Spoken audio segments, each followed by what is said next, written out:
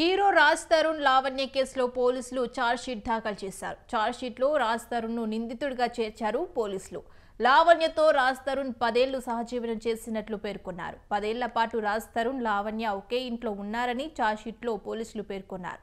లావణ్య చెప్తున్న దాంట్లో వాస్తవాలు ఉన్నాయన్నారు. లావణ్య ఇంటి వద్ద సాక్ష్యాలు సేకరించారు. ఇప్పటికే ఈ కేసులో ముందస్తు బెయిల్ తీసుకున్నారు రాజ్ తరుణ్.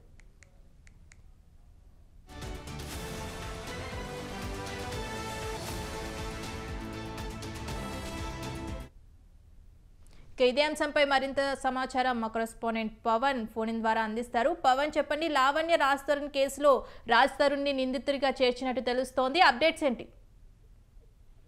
మొత్తానికి చూస్తే హీరో రాజ్ తరుణ్ లావణ్య కేసులో పోలీసులు కోర్టులో ఛార్జ్ షీట్ కూడా దాఖలు చేశారు. అయితే ప్రధానంగా చూస్తే రాజ్ తరుణ్ యొక్క ఛార్జ్ షీట్ లో నిందితుడిగా పేర్కొంటూ పోలీసులు యొక్క ఛార్జ్ షీట్ కూడా దాఖలు చేశారు. అయితే ఇప్పటికే ఈ కేసుకు సంబంధించి పూర్తిగా ఎవిడెన్స్ కూడా కలెక్ట్ చేశాము. అంతేకాకుండా రాజ్ తరుణ్ లావణ్య 10 ఏళ్లుగా సహజీవనం చేసినట్లుగా పూర్తిగా పోలీసులు ఆధారాలు కూడా సేకరించారు.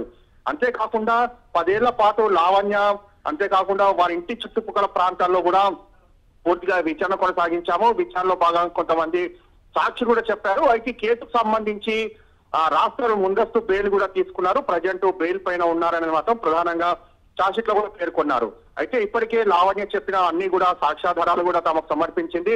వాటన్నిటిని కూడా నిర్ధారించాము.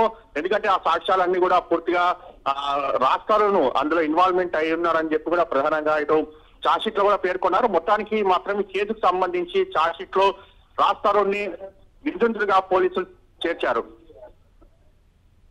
Right, thank you Pawan.